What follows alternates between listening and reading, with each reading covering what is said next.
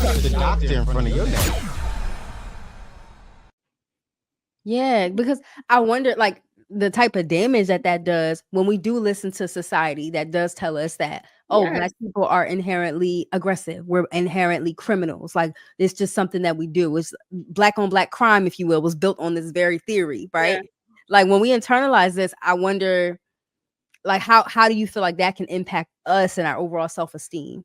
Look at like learned helplessness. We saw Yeah. those studies where there's a dog that's been beaten and all these things happen, and you open the gate and they won't leave because they don't think they can leave. And that happens a lot in the hood. Sometimes when I go home, I feel like it's a time capsule. Like things have stood still because people don't know what's available to them. Wow. Wow. Okay, let's stay there for a second because you just hit on something. Okay, so are we saying that a part of like this, the hood PTSD is like that learned helplessness because of the lack of resources in the community? Mm-hmm. Yeah. Okay. Okay. What other ways do we typically see that manifest? I'll use myself as an example. Okay. So I experienced trauma young, and what that looked like was how it played out for me is like I didn't really like once I got to high school, I didn't go to high school.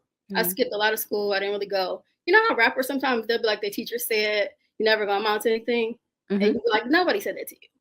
I've literally had teachers say that to me, and I mean the way that I was showing up, I mean it made sense. I fought a lot. I didn't go to school. I smoked weed. I was drinking. Like I really didn't do anything, and I didn't even know like. So I got kicked out of school my senior year. I had to go to another school. And then that year, I just started doing my classwork. I really didn't have anything to do. I didn't have any friends. Like, and so when I got to the end of the year, the counselor was like, well, what college do you want to go to? I'm like, college? Like, how would I even know that that's an option for me? It was never an option. It's not something that nobody in my family went to college. Nobody in my neighborhood went to college. And nobody in my school ever made me feel like I could go to college. And then fast forward, even going to college, I went to a HBCU for 1 year.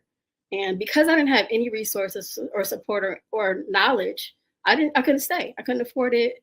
It just didn't work out. I spent 11 years after that being a stripper. And not because, like, and not to say that I feel like that I look down on that profession at all. I don't.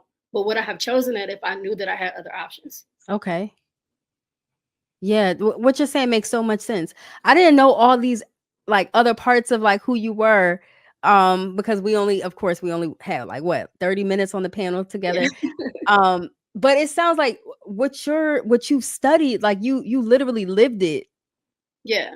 Okay, I think that's so dope in so many ways because there are probably people out in the community who will come to you to talk about these things, knowing that you have the expertise, but also the experience. Not every therapist or social worker, not everybody has that. Yeah. Do you experience that? Yeah. Yeah, I mean, I think a lot of times when I talk to people, the way that trauma is presented to the public is that it's just one big occurrence. And not these little, that it can't be these little things that have built up over time that have just changed you.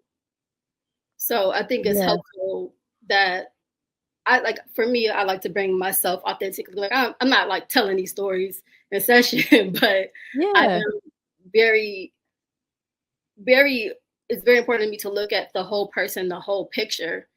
And it's also very important for me to look at just all of the things outside of what it means to be in this country, what it means to be a woman, what it means for me to be a queer person. Like all of these things, they matter and they influence your mental health. The doctor in front of your name.